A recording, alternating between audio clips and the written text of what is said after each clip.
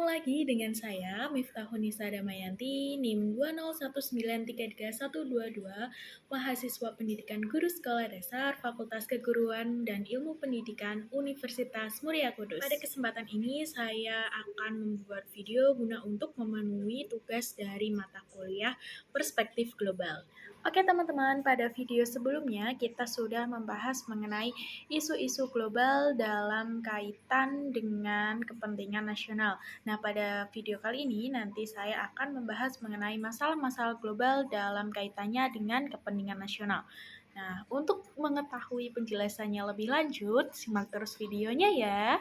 Oke, dari sekian jumlah negara di dunia ini, kita membedakan negara-negara yang terbelakang, sedang berkembang, maupun dengan negara yang maju. Nah, terkait perbedaan tersebut terletak pada tingkat kemampuannya dalam menguasai serta memanfaatkan ilmu pengetahuan dan juga teknologi atau yang sering kita sebut dengan ilmu iptek.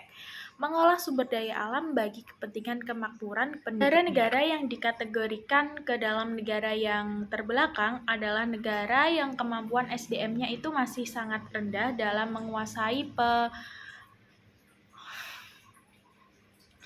Negara-negara yang dikategorikan ke dalam negara yang terbelakang itu adalah negara yang kemampuan SDM-nya itu masih sangat rendah dalam menguasai dan memanfaatkan iptek untuk menggali sumber daya alam serta lingkungan bagi kemakmurannya. Selain itu, tingkat pendidikan masyarakat sangat rendah atau dapat dikategorikan masih bodoh. Tingkat dan kemampuan ekonominya pun masih rendah. Selanjutnya, negara-negara yang dikategorikan sebagai negara yang sedang berkembang itu kemampuan ipteknya lebih maju. Kelompok negara ini telah dapat memanfaatkan iptek dalam mengolah sumber daya alam dan lingkungannya, meskipun masih berbobot tradisional. Untuk tingkat pendidikannya juga sudah lebih baik bila dibandingkan dengan negara yang terbelakang. Lanjut, negara-negara yang dikategorikan sebagai negara maju itu negara-negara yang lanjut. Negara-negara yang dikategorikan sebagai negara yang maju yaitu negara-negara yang telah menguasai dan memanfaatkan iptek canggih dalam kehidupannya. Tingkat pendidikan masyarakat, ekonomi, dan juga pendapatannya pun rata-rata sudah tinggi. Lalu, perbedaan antara negara terbelakang dengan negara yang berkembang dan juga negara maju bukan didasarkan atas tinggi rendahnya martabat kemanusiaan, melainkan didasarkan atas derajat kemampuan SDM-nya dalam menguasai serta menerapkan iptek bagi kesejahteraan manusia yang bersangkutan. Perbedaan antara individu, masyarakat, bangsa, dan juga negara yang memiliki kekuasaan atau kekuatan dengan individu, masyarakat, bangsa, dan negara yang lemah, yang tidak dilandasi oleh kesadaran bahwa manusia itu di hadapan Tuhan derajatnya sama, akan menimbulkan konflik yang membahayakan perdamaian. Nah, dalam menciptakan kehidupan yang global, yang sejahtera, aman, dan damai, kerjasama yang saling dalam menciptakan kehidupan global yang sejahtera, yang damai, yang aman, kerjasama dan saling ketergantungan merupakan mekanisme yang strategis. Bagaimanapun kayanya, negara-negara itu memerlukan sesuatu dari pihak negara, bangsa, dan juga masyarakat lain. Negara industri akan memerlukan bahan mentah atau bahan dasar yang diprosesnya dari negara lain. Begitu pula barang-barang hasil produksinya juga memerlukan pasar di negara lain untuk menjual barang-barang hasil industrinya. Sehingga nantinya itu timbul saling ketergantungan antar mereka. Nah, dalam lingkup global yang luas, saling ketergantungan tidak hanya pada bidang ekonomi saja, melainkan juga pada bidang sosial, budaya, maupun politik.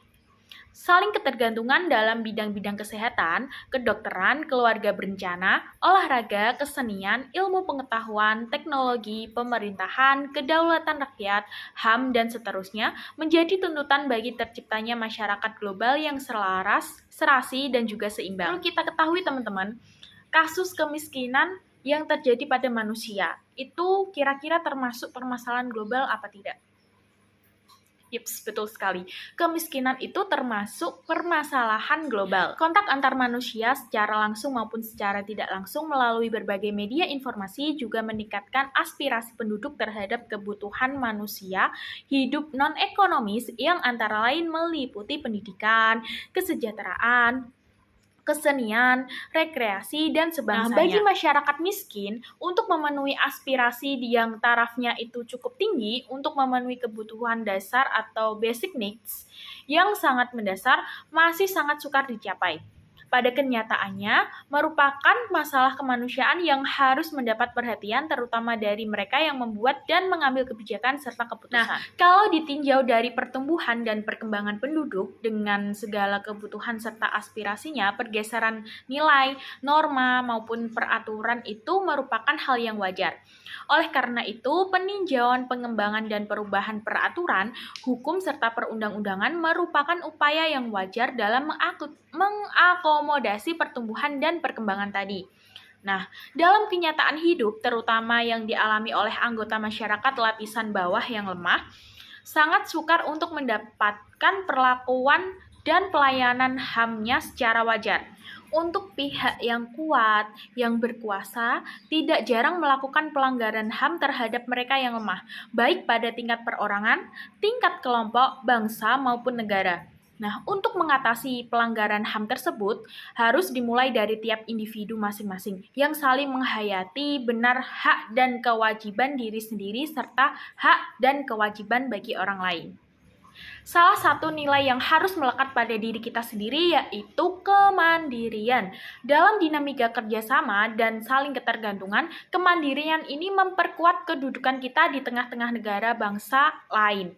Kemandirian merupakan kekuatan internal yang dapat menjaga diri kita sendiri dari pendiktean permainan pihak lain yang bermaksud mencari keuntungan dari kelemahan yang kita miliki. Nah, manusia selaku individu, keluarga, masyarakat, dan bangsa selalu memiliki keterbatasan, meskipun termasuk ke dalam kelompok serba ada atau kaya.